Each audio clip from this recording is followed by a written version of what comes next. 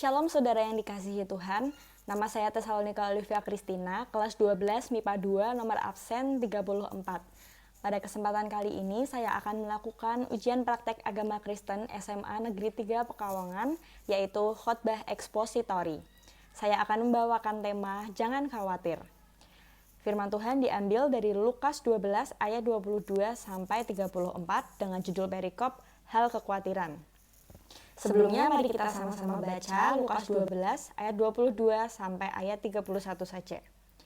Yesus berkata kepada murid-muridnya, "Karena itu aku berkata kepadamu, janganlah khawatir akan hidupmu, akan apa yang hendak kamu makan, dan janganlah khawatir pula akan tubuhmu, akan apa yang hendak kamu pakai. Sebab hidup itu lebih penting daripada makanan, dan tubuh itu lebih penting daripada pakaian. Perhatikanlah burung-burung gagak yang tidak menabur dan tidak menuai dan tidak mempunyai gudang atau lumbung. Namun demikian diberi makan oleh Allah. Betapa jauhnya kamu melebihi burung-burung itu. Siapakah di antara kamu yang karena kekhawatirannya dapat menambahkan sehasta pada jalan hidupnya? Jadi, jikalau kamu tidak sanggup membuat barang yang paling kecil, mengapa kamu khawatir akan hal-hal lain? Perhatikanlah bunga bakung, yang tidak memintal dan tidak menenun. Namun aku berkata kepadamu, Salomo dalam segala kemegahannya pun tidak berpakaian seindah salah satu dari bunga itu. Jadi, jika rumput di ladang, yang hari ini ada dan besok dibuang ke dalam api, demikian didandani Allah, terlebih lagi kamu, hai orang yang kurang percaya. Jadi, janganlah kamu mempersoalkan apa yang akan kamu makan atau apa yang akan kamu minum, dan janganlah cemas hatimu. Semua itu dicari bangsa-bangsa di dunia yang tidak mengenal Allah. Akan tetapi Bapamu tahu bahwa kamu memang memerlukan semuanya itu. Tetapi carilah kerajaannya, maka semuanya itu akan ditambahkan juga padamu." Saudara yang dikasihi Tuhan, manusia diciptakan memiliki ekspresi dan emosi untuk mengungkapkan perasaannya. Perasaan yang muncul dalam diri manusia itu tidak selalu perasaan bahagia atau perasaan senang. Terkadang kita juga bisa merasa sedih, khawatir, takut, cemas, dan lain-lain. Banyak hal yang membuat manusia merasa khawatir dalam hidupnya. Hal yang paling umum terjadi adalah karena seseorang takut realita tidak sesuai dengan apa yang diekspektasikan atau direncanakannya. Terkadang kita takut merasa kecewa akan apa yang akan dihadapi, karena kita tidak tahu apa yang akan terjadi, sehingga kita suka berlebihan memikirkan hal tersebut, dan takut akan menghadapi masalah. Manusia hanya bisa melihat apa yang terjadi sekarang, kan? Namun kita sebagai manusia terus berjalan menuju ke masa depan. Dan manusia pastinya ingin memiliki masa depan yang indah dan cerah. Namun, apakah manusia bisa mendapatkan hal tersebut? Nah, itulah yang seringkali menjadi penyebab kenapa manusia sering khawatir.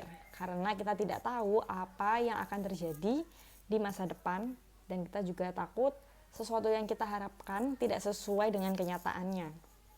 Namun Tuhan berfirman bahwa kita memiliki masa depan dan harapan kita sungguh ada di dalam Tuhan. Sebagai pengikut Kristus, kita harus sadar bahwa hidup kita adalah untuk Tuhan. Pikiran kita harusnya selalu tertuju pada kerajaan Allah dan belajar untuk lebih bersyukur atas apa yang kita miliki sekarang dan lebih berserah akan hal-hal yang tidak dapat kita lihat sekarang. Di tahun 2018 lalu, Menteri Pendidikan memberlakukan sistem zonasi untuk penerimaan calon siswa baru di kalangan SMP dan SMA untuk menghilangkan doktrin sekolah favorit. Hal ini sebenarnya menimbulkan banyak kontra di kalangan siswa yang ingin memasuki jenjang pendidikan yang baru dan juga termasuk untuk orang tua dari siswa-siswa tersebut pastinya. Salah satu alasannya adalah karena siswa yang berprestasi memiliki lebih sedikit peluang untuk masuk ke SMP atau SMA yang telah mereka impikan sejak dulu. Nah, salah satu contohnya adalah seorang siswi dari kota Blitar yang bernama L. Namun sayangnya L ini karena terlalu khawatir tidak bisa masuk ke SMA yang dia inginkan, dia memilih untuk bunuh diri pada hari Selasa tanggal 29 Mei 2018 di kamar kosnya. Ia diduga bunuh diri karena tidak bisa masuk ke sekolah favoritnya karena terganjal sistem zonasi. L ini sebenarnya adalah seorang siswi yang berprestasi dan dia ingin masuk ke SMA favoritnya seperti kakak-kakaknya yang sebelumnya.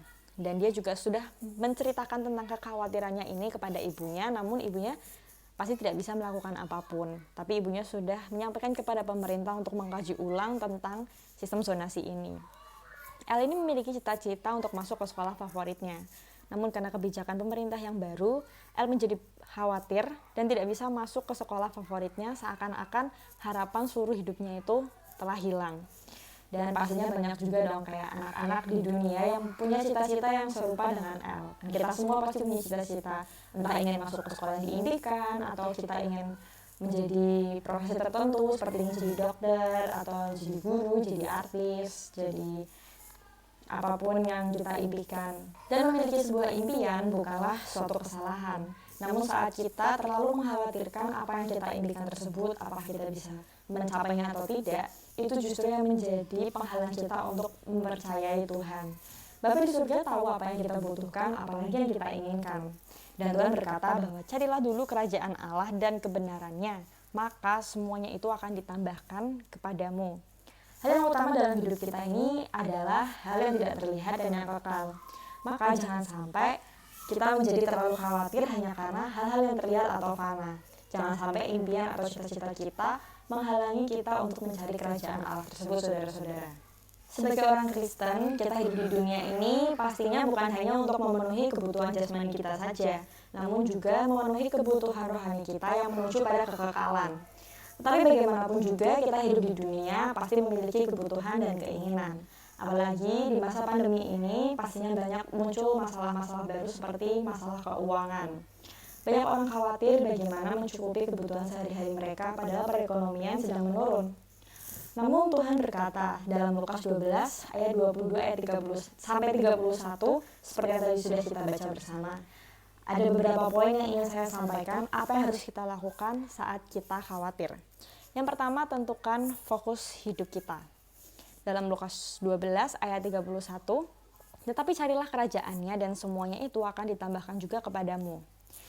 Hal yang mengendalikan tubuh kita adalah pikiran kita. Jika pikiran kita terfokus pada hal-hal duniawi saja, pasti kita akan selalu merasa khawatir karena jika sekali kita terfokus pada hal duniawi, pasti kita akan melupakan Tuhan dan kita melupakan pengharapan yang ada di dalam Tuhan. Banyak orang saat ini sulit untuk berdoa karena mereka terlalu sibuk dengan hal-hal duniawinya seperti pekerjaan, sekolah, dan masalah-masalah lain. Contoh misal dalam pekerjaan. Orang-orang takut jika meninggalkan pekerjaannya sebentar saja bisa menyebabkan mengalami kerugian atau kehilangan konsentrasi. Apalagi sampai menyebabkan tidak pergi ke gereja pada hari Minggu hanya karena merasa sayang jika harus menutup toko satu hari atau tutup lebih awal karena tidak mau rugi. Atau dalam persekolahan, misal saat kita banyak tugas yang menumpuk dan juga ada kegiatan les dan lain-lain, buat kita tidak mau meluangkan waktu untuk berdoa pribadi atau tidak pergi beribadah karena hari esoknya ulangan. Biasanya kalau hari Minggu dan besoknya Senin ulangan, banyak anak-anak yang memilih untuk tidak pergi beribadah ke gereja dan lebih memilih untuk belajar. Semua kekhawatiran kita muncul karena kita terlalu fokus pada hal dunia dan menyepelekan Tuhan. Kita terlalu sibuk memikirkan masalah-masalah kita. Dengan begitu, kita telah kehilangan tujuan yang Tuhan letakkan dalam hidup kita. Tuhan punya banyak tujuan yang Dia ingin kita lakukan dalam hidup kita, seperti menjadi penyembahnya, memberitakan firman Tuhan, menjadi garam dan terang, dan lain-lain. Bagaimana kita bisa melakukan firman Tuhan jika hidup kita saja terfokusnya pada hal-hal yang di dunia? Berfokus pada hal surgawi pun bukan berarti kita tidak boleh melakukan hal duniawi ya saudara-saudara. Bukan berarti kita harus berhenti sekolah dan berhenti bekerja dan hanya berdoa dan membaca firman Tuhan setiap hari. Kita ditempatkan di bumi juga perlu bersekolah, bekerja, dan mencari nafkah untuk bertahan hidup. Namun kita orang Kristen, hidup kita lebih daripada itu. Hidup kita juga harus melayani Tuhan. Saat di tengah masyarakat, kita harus menjadi berkat. Saat kita menjadi berkat di tengah masyarakat, itu juga sudah termasuk kita sedang memberitakan kerajaan Allah. Ada pembedaan antara orang yang berfokus pada hal duniawi dan yang berfokus pada hal surgawi. Yang berfokus pada hal duniawi saat di tengah masyarakat pikirannya adalah hal duniawi. Namun yang berfokus pada hal surgawi, walaupun mereka berada di tengah-tengah masyarakat, walaupun mereka ada di tengah-tengah bumi, mereka ada di dunia, pikirannya tetap menuju kepada Tuhan dan menjaga perilaku sesuai dengan firman-Nya.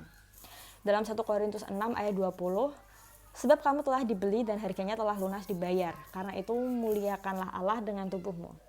Saudara, Hidup kita telah ditebus oleh Tuhan supaya kita berkenan melakukan firman-Nya dan berkenan untuk berdoa kepadanya setiap hari, saat dimanapun dan kapanpun. Kita adalah alatnya yang dipakai untuk memberitakan kebenaran firman Tuhan di bumi ini. Jangan sampai kita malah terlena dengan hal-hal duniawi dan malah berfokus mencapai apa yang ada di bumi saja. Kita harus berfokus untuk mencari kerajaan Allah dan kebenarannya, maka apapun yang kita inginkan, apapun yang kita butuhkan di bumi ini pasti akan tergenapi dan akan dipenuhi oleh Tuhan itu sendiri. Namun pertama, fokuskan dulu diri kita pada hal surgawi, fokuskan diri kita kepada Tuhan, baru apa yang kita cari dalam hidup akan terpenuhi. Memikirkan hal dunia boleh, tapi jangan sampai melebihi kita memikirkan Tuhan. Dan yang kedua, apa yang harus kita lakukan saat kita khawatir, yaitu berserah kepada Tuhan. Di 1 Petrus 5 ayat 7, serahkanlah segala kekhawatiranmu kepadanya, sebab ia yang memelihara kamu.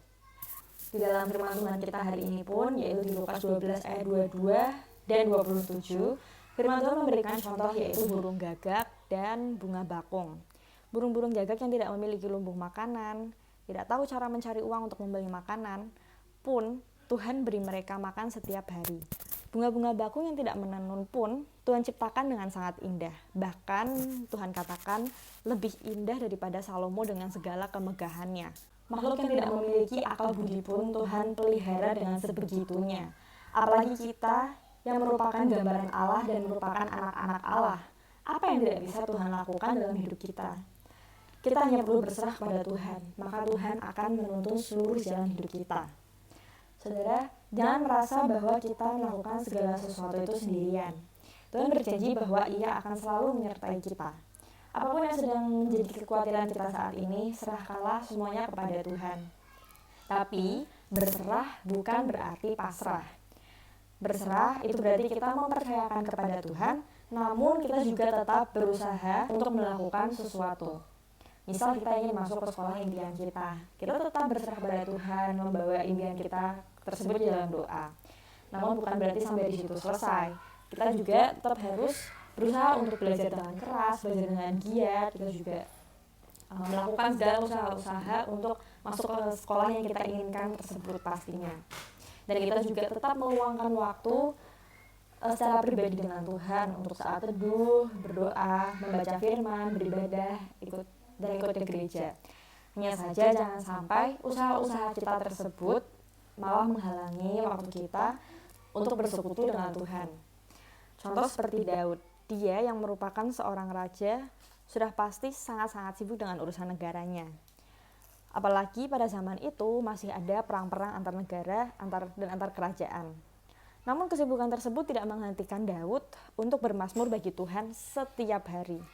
Saat ingin berperang, saat setelah perang, saat sedang takut, saat dalam kesesakan, saat sedang bersuka cita, Daud selalu bermazmur bagi Tuhan. Seperti dalam salah satu mazmurnya, saat ia berpura-pura tidak waras pikirannya di depan Abimelek sehingga ia diusir lalu pergi, Daud bermazmur bagi Tuhan. Dalam Mazmur 34 di ayat 5 dan 6, Daud berkata, "Aku telah mencari Tuhan, lalu ia menjawab aku dan melepaskan aku dari segala kegentaranku. Tujukanlah pandanganmu kepadanya, maka mukamu akan berseri-seri dan tidak akan malu tersipu-sipu." Pada akhirnya Tuhan selalu menyertai Daud dan melepaskan Daud dari musuh-musuhnya. Dalam keadaan takut pun Daud tidak melupakan Tuhan dan tidak menggunakan kekuatannya sendiri, tetapi ia berserah kepada Tuhan dan malah bermazmur bagi Tuhan. Menjadi raja dengan segala kemegahan duniawi tidak menghalangi seorang Daud untuk melupakan yang namanya Tuhan dan selalu memiliki waktu pribadi untuk Tuhan. Inilah yang harus kita lakukan saat kita khawatir, yaitu berserah kepada Tuhan. Dan yang terakhir, selalu mengucap syukur. Mengucap syukur adalah hal yang sangat sederhana untuk kita lakukan. Hanya sekedar berterima kasih kepada Tuhan dengan ucapan terima kasih, Tuhan aku mengucap syukur, itu kita sudah termasuk mengucap syukur. Namun kenapa mengucap syukur harus kita lakukan saat kita sedang khawatir? Apa efeknya dari mengucap syukur? Mari kita baca di Filipi 4 ayat 6. Janganlah hendaknya kamu khawatir tentang apapun juga, tetapi nyatakanlah dalam segala hal keinginanmu kepada Allah dalam doa dan permohonan dengan ucapan. Allah sendiri yang menghendaki kita untuk selalu mengucap syukur dalam segala hal. Bukan saat kita mendapat sesuatu saja, namun juga saat kita kehilangan sesuatu, atau bahkan saat kita sedang tidak tahu apa yang harus dilakukan, atau saat kita sedang khawatir, mengucap syukurlah. Dan di ayat selanjutnya dari Filipi 4 tadi, di ayat 7 dikatakan, Damai sejahtera Allah yang melampaui segala akal akan memelihara hati dan pikiranmu dalam Kristus Yesus. Saat kita mengucap syukur, maka kita akan dipenuhi oleh damai sejahtera Allah. Dengan mengucap syukur, kita sadar bahwa hidup kita ini adalah milik Allah, dan dari Allah saja sumber dari segala sesuatu yang kita miliki sekarang. Kekhawatiran tidak akan menambah jalan hidup kita, namun dengan mengucap syukur, hati kita akan merasa lebih damai dan tenang untuk menghadapi segala tantangan hidup. Tuhan Yesus adalah salah satu contoh tokoh yang selalu mengucap syukur sebelum melakukan sesuatu. Seperti dalam Yohanes 11 ayat 41, lalu Yesus menghadap ke atas dan berkata, Bapa, aku mengucap syukur kepadamu karena engkau telah mendengarkan aku. Ini terjadi saat Tuhan Yesus hendak membangkitkan Lazarus. Ia terlebih dahulu mengucap syukur dan lalu Lazarus bangkit dari kematian. Dan juga dalam peristiwa Tuhan Yesus memberi makan 5.000 orang, hal yang Yesus lakukan terhadap 5 roti dan 2 ikan tersebut adalah dalam Yohanes 6 ayat 11, lalu Yesus mengambil roti itu, mengucap syukur dan membagi-bagikannya kepada mereka yang duduk di situ. Demikian juga dibuatnya dengan ikan-ikan itu sebanyak yang mereka kehendaki. Tuhan Yesus mengucap syukur atasnya, lalu 5.000 orang dapat makan dari 5 roti dan 2 ikan tersebut. Saat Filipus, murid Yesus, pada saat peristiwa ini berkata kepada Tuhan Yesus bahwa roti seharga 200 dinar tidak akan cukup untuk memberi makan 5.000 orang sekalipun masing-masing mendapat sepotong kecil saja. Namun Tuhan Yesus bisa memberi makan ribuan orang tersebut dari sedikit makanan yang ada, hanya dengan mengucap syukur.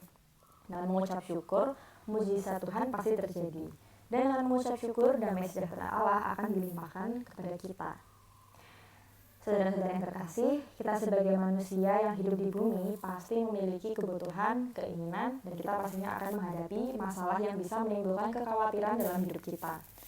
Namun kita sebagai orang Kristen juga ditugaskan untuk melayani orang-orang di sekeliling kita. Maka dari itu, mana yang lebih kita pikirkan? Apakah kebutuhan duniawi kita atau panggilan surgawi kita? Saat kita merasa khawatir pun, kita harus berserah kepada Tuhan dan mengucap syukur dalam segala hal. Mari kita lebih lagi berfokus pada tujuan akhir hidup kita, yaitu kerajaan Allah, dan jangan khawatir akan apapun yang akan terjadi di hari esok. Tuhan selalu menyertai kita dalam setiap langkah hidup kita. Kita hanya perlu berserah dan mengucap syukur. Jangan berhenti mengucap syukur atas hidup yang kita miliki, dan berserah atas setiap hal yang tidak dapat kita lihat atau yang menjadi masalah hidup kita. Dan jadikan Kristus fokus utama dalam hidupmu. Maka segala kekhawatiranmu akan digantikan dengan damai sejahtera yang melampaui segala akal manusia. Amin. Tuhan Yesus memberkati.